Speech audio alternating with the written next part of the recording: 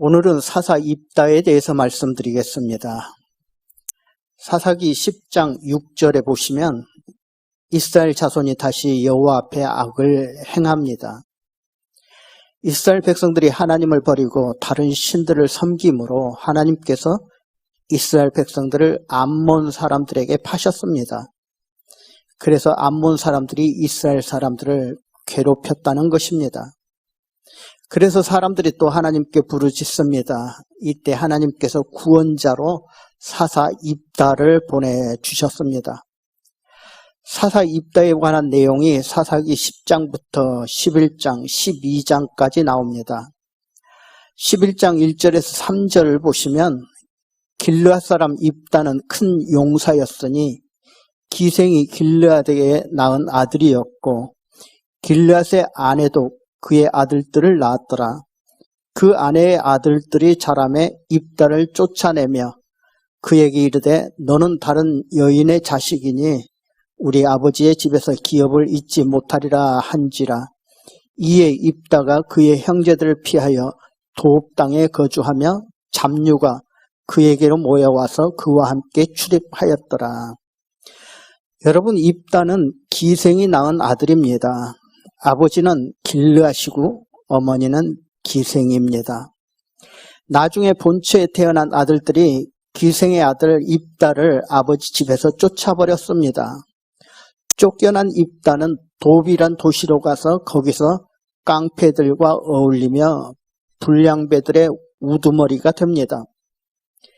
얼마 후에 암몬 사람들이 군대를 거느리고 이스라엘을 치러 왔습니다. 이스라엘 자손들도 싸울 준비를 해야 합니다. 그런데 마땅히 군대 장관을 할 사람이 없었습니다. 그래서 이스라엘 지도자들이 입다를 데려오려고 합니다. 그 내용이 5절과 6절에 나옵니다. 암몬 사람이 이스라엘 치러 할 때 길앗 장로들이 입다를 데려오려고 도읍 땅에 가서 입다에게 이르되 우리가 암몬 자손과 싸우려 하니 당신이 와서 우리의 장관이 되라 하니 이스라엘 지도자 장로들이 급하니까 어디로 갑니까?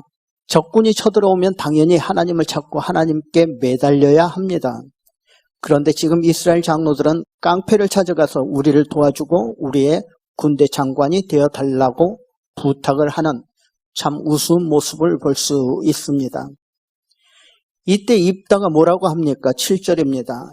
입다가 길르앗 장로들에게 이르되 너희가 전에 나를 미워하여 내 아버지 집에서 쫓아내지 아니하였느냐? 이제 너희가 환난을 당하였다고 어찌하여 내게 왔느냐? 내가 기생의 아들이라고 멸시할 때는 언제고 어려움을 당했다고 나를 찾아왔느냐? 입다는 이런 기회를 잡아 배짱을 부리고 있습니다. 그러나 길앗 사람들이 사정을 했습니다. 8절에 보시면 이제 우리가 당신을 찾아온 것은 우리와 함께 가서 암몬 자손과 싸우게 하려 함이니 그리하면 당신이 우리 길앗 모든 주민의 머리가 되리라 하매 조금 전에는 군대 장관이 되라 하더니 이제는 우리 모든 사람의 머리가 되라 이렇게 말합니다. 그런데 이 입다 보통 사람이 아닙니다. 말 잘하고 머리 회전이 빨랐다 하는 것입니다. 여러분, 이런 것이 좋아 보인 것 같아도요, 하나님 앞에서는 아주 어리석은 사람이 되어버린다는 것을 아셔야 합니다. 오늘 사사 입다가 그 모습을 우리에게 보여주는 것입니다. 왕이 되어달라고 하는 사람들의 요청에 입다는 다시 한번 확인을 받습니다. 9절입니다. 내가 과연 너희 머리가 되겠느냐? 재차 확인하는 말에 장로들은 그렇게 하겠다고 약속을 했습니다. 그리고 입다를 군대 장관 겸 모든 사람들의 우두머리로 삼게 됩니다. 이제 입다를 대장으로 하는 이스라엘과 암몬 사람들이 싸우게 되었습니다. 그런데 말 잘하고 머리 빠른 입다가 바로 싸우지 않았습니다. 머리를 써서 이 문제를 풀어보려고 암몬 사람들에게 사신을 보냈습니다. 입다가 암몬 자손의 왕에게 사자를 보내어 이르되 네가 나와 무슨 상관이 있기에 내 땅을 치러 내게 왔느냐? 너희들이 왜 우리를 치러 왔느냐? 입다가 사람을 시켜서 이렇게 물었습니다. 그러자 암몬 왕이 대답합니다. 너희 이스라엘 사람들이 종살이 하던 애굽에서 나와 광야 생활을 하고 가나안으로 들어갈 때 너희들이 우리 땅을 강제로 빼앗아 갔다는 것입니다. 강제로 빼앗았기 때문에 이 땅은 우리가 다시 차지하겠다는 것입니다. 사실 이 땅은 모세가 그리고 여호수아와 함께 암몬 땅을 강제로 빼앗았던 땅입니다. 이런 암몬 자손의 왕의 말에 입다가 대답합니다. 그래, 원래 이 땅은 너희 땅이 맞다. 그러나 우리는 너희로부터 땅을 빼앗은 것이 아니고 당시에 살고 있던 아모리 사람들을 쫓아내고 우리가 이 땅을 차지했다 하는 것입니다. 당시에 너희는 아모리 사람들에게 땅을 빼앗겨서 아모리 사람들이 살고 있었는데 모세가 아모리 사람들을 쫓아내고 이 땅을 차지했다는 것입니다. 그래서 땅을 다시 찾으려고 한다면 너희가 아니라 아모리 사람이라야 한다는 것입니다. 그래서 아모리 사람들은 아무 말도 하지 않고 있는데 또 이 땅을 차지한 지가 벌써 300년이 지났는데 지금 와서 너희 땅이라고 우기지 말라는 것입니다. 그러면서 한마디를 더 했습니다. 땅은 하나님이 우리에게 주시면 그것이 바로 우리 땅이다 하는 것입니다. 24절에 그 내용이 나옵니다.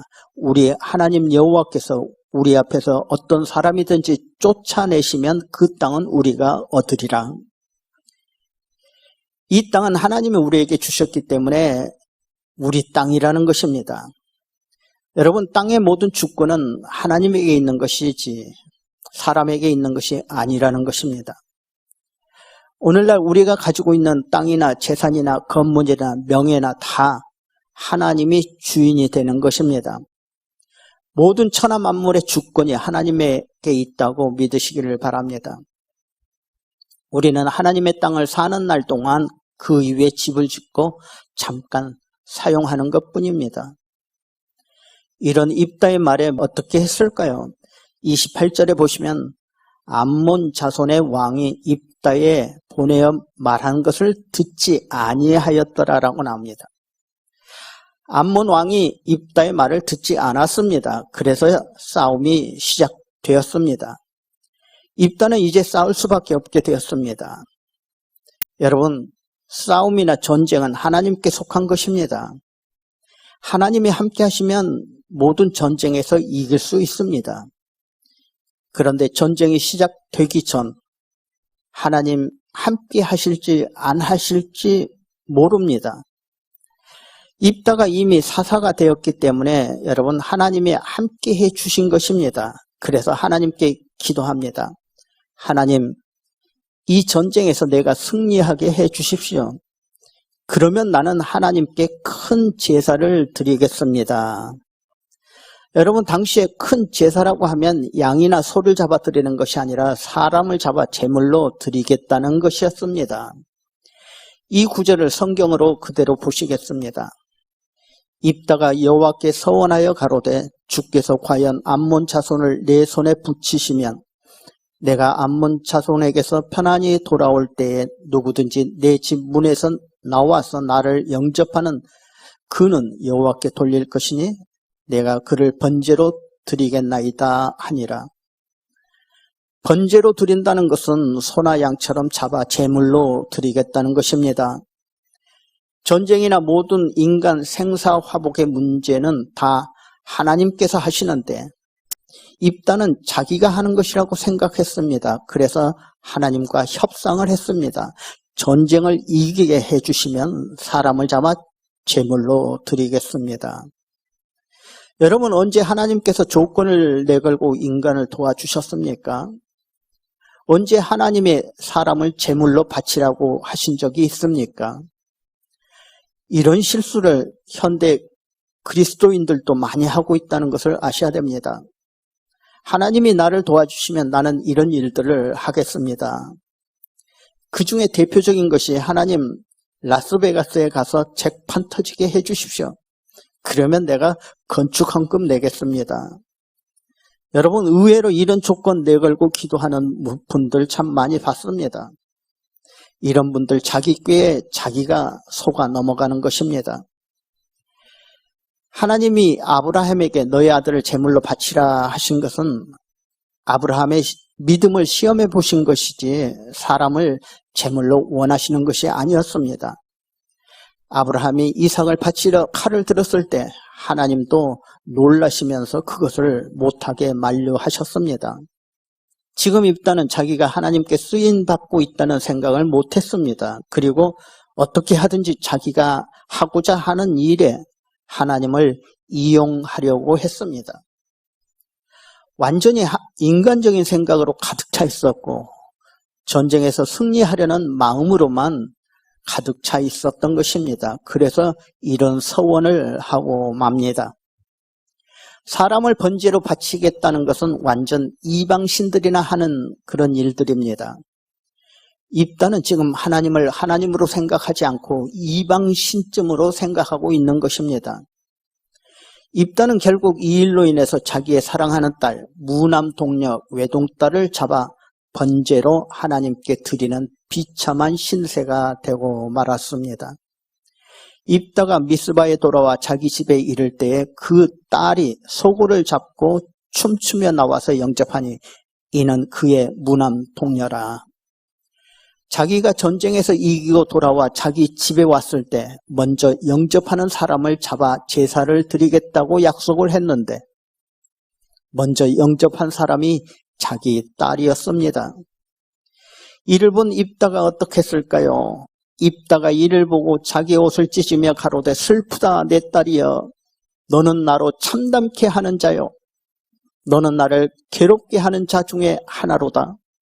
내가 여호와를 향하여 입을 열었으니 능히 돌이키지 못하리로다. 여러분, 이제 입다의 딸이 죽게 생겼습니다. 이 딸은 어이가 없습니다. 그러나 아버지 말에 순종합니다. 단 아버지에게 한 가지 부탁을 합니다. 아버지, 내가 처녀로 죽게 되었는데 너무 슬픕니다.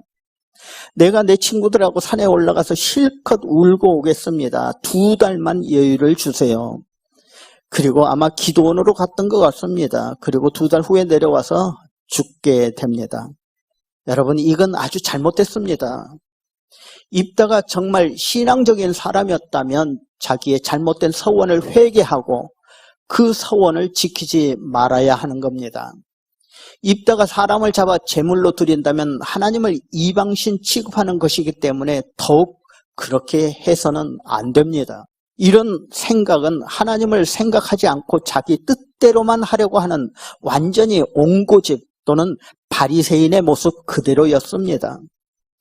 이제 12장으로 가면 또 싸우는 얘기가 나옵니다. 이번에는 적들과 싸우는 것이 아니라 같은 형제 자매들과 싸우는 모습이 나옵니다. 12장 1절에 나옵니다. 에브라임 사람들이 모여 북쪽으로 가서 입다에게 이르되 내가 암몬 자손과 싸우러 갈 때에 어찌하여 우리를 불러 너와 함께 가게 하지 아니하였느냐. 우리가 반드시 너와 네 집을 불사르리라 하니. 저는 이런 말이 나오면 무서움을 느낍니다. 여러분, 지난주에 기드온을 공부할 때도 이런 말이 나왔습니다. 기억하십니까? 8장 1절입니다. 에브라임 사람들이 기드온에게 이르되 내가 미디안과 싸우러 갈 때 우리를 부르지 아니하였으니 우리를 이같이 대접하면 어찌 됨이냐 하고 그와 크게 다투는지라.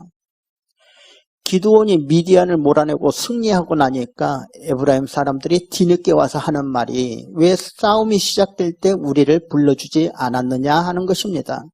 그래서 기분이 나쁘다고 서로 싸웠습니다. 지금 입다의 경우도 똑같습니다. 에브라임 사람들이 입다에게 말합니다. 왜 처음 싸울 때 우리를 불러주지 않았느냐? 이번에는 더 독한 말을 합니다. 너와 내 집에 불을 지르리라. 여러분, 성경을 자세히 보시면 지난번 기드온 때도 에브라임 사람들이었습니다. 지금 입다에게 불평 불만을 하고 싸우려고 덤비는 사람도 에브라임 사람들이었습니다. 불평 불만이 있는 사람, 싸우려고 작정하려고 하는 사람은 꼭 정해져 있다는 것입니다. 여러분, 우리 주변에서도 꼭 싸우려고 하는 사람이 정해져 있는 것처럼 성경에서도 이 에브라임 사람들이 그런 사람들이었습니다. 지금 입다는 전쟁에서 겨우 승리했습니다. 말을 잘못해서 애꿎은 자기 딸까지 죽였습니다. 지금 화가 머리 끝까지 나 있는데 에브라임 사람들이 와서 속이 보이는 시비를 거는 겁니다. 전쟁에서 승리했다면 축하를 하기나 또는 딸이 죽어서 얼마나 마음이 아프냐 이런 위로를 해줘야 하는데 전혀 그렇지 못한 사람들이었습니다. 기드온은 그래도 믿음으로 이겨냈습니다. 지난주 말씀 드렸듯이 에브라임 사람들이 불평할 때 나는 한 일이 아무것도 없습니다. 모든 일은 다 하나님이 하셨습니다. 당신들은 나보다 낫습니다. 이렇게 넘어갔습니다. 그런데 입다는 그런 믿음이 없었습니다. 그러다 보니 서로 싸움판이 벌어진 것입니다. 여러분, 믿음이 없으면 싸움판이 벌어지는 것입니다. 12장 4절 말씀을 보시면 입다가 길앗 사람들 다 모으고 에브라임과 싸웠으며, 그 싸운 내용이 여러분 5절과 6절에 나옵니다. 길앗 사람들은 사람들이 많이 다니는 요단강 나루턱을 차지했습니다. 그리고 지나가는 사람들에게 물어봅니다. 너 길앗 사람이냐? 너 우리 편이냐? 상대편이냐? 그렇게 물어봅니다. 그리고 이 말도 믿지 못하고 십볼렛이라고 말해봐, 이렇게 말합니다. 성경을 그대로 한번 보시겠습니다. 5절과 6절입니다. 길앗 사람들이 에브라임 사람보다 앞서 요단강 나루턱을 장악하고 에브라임 사람이 도망하는 자가 말하기를 청컨대 나를 건너가게 하라 하면 길앗 사람이 그에게 묻기를 내가 에브라임 사람이냐 하여 그가 만일 아니라 하면 그에게 이르기를 십볼렛이라 발음하라 하여 에브라임 사람들이 그렇게 바로 말하지 못하고 십볼렛이라 발음하면 길앗 사람이 곧 그를 잡아서 요단강 나루턱에서 죽였더라. 그때 에브라임 사람의 죽은 자가 42,000명이었더라. 아마 에브라임 사람들하고 길앗 사람들하고 사투리가 달랐던 모양입니다. 우리나라 경상도 사람들은 쌀, 싸움 이런 발음을 잘 못한다고 합니다. 그래서 살, 싸움 이런 발음을 한다고 하는데요. 에브라임 사람들은 십볼렛이라는 발음 하나 정확히 하지 못했던 모양입니다. 십볼렛 해봐 해서 십볼렛이라고 말하면 잡아 죽였다는 것입니다. 여러분, 하나님 앞에서 서로 내가 잘났니, 내가 잘났니, 네가 잘났니 하다가요, 몇 명이 죽습니까? 42,000명이 죽었습니다. 여러분, 혹시라도 저와 여러분은 이런 일이 없기를 바랍니다. 빌립보서 2장 3절에서 8절을 말씀 보시면 아무 일이든지 다툼이나 허영으로 하지 말고 오직 겸손한 마음으로 각각 자기보다 남을 낮게 여기고 각각 자기 일을 돌아볼 뿐더러 또한 각각 다른 사람들의 일을 돌아보아 나의 기쁨을 충만케 하라. 너희 안에 이 마음을 품으라. 곧 그리스도 예수의 마음이니 그는 근본 하나님의 본체시나 하나님과 동등됨을 취할 것으로 여기지 아니하시고 오히려 자기를 비어 종의 형체를 가져 사람들과 같이 되었고 사람의 모양으로 나타나셨음에 자기를 낮추시고 죽기까지 복종하셨으니 곧 십자가에 죽으심이라. 여러분, 저도 여러분도 자기를 낮추시고 죽기까지 복종하신 예수님을 본받으셔서 죽기까지 충성하시는 모든 분들 다 되시기를 주님의 이름으로 축원드립니다. 다음 주 수요일 다시 뵙도록 하겠습니다. 건강하시기를 바랍니다.